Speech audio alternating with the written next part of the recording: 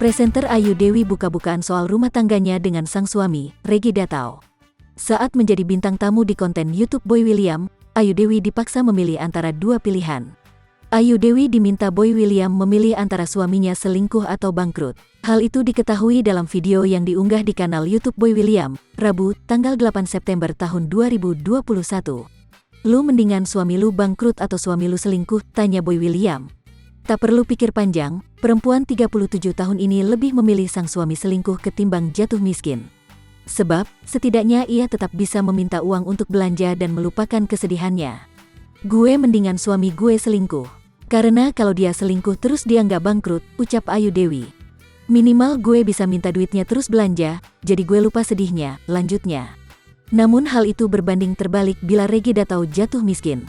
Menurut Ayu Dewi, sang suami masih bisa berselingkuh meskipun bangkrut. Tapi kalau dia bangkrut, belum tentu dia nggak selingkuh. Ya namanya cowok, terang Ayu seraya tertawa. Namun di sisi lain, ibu dua anak ini mengaku tak bisa hidup tanpa suami. Ia lebih memilih hidup miskin daripada dirinya harus ditinggal sang suami.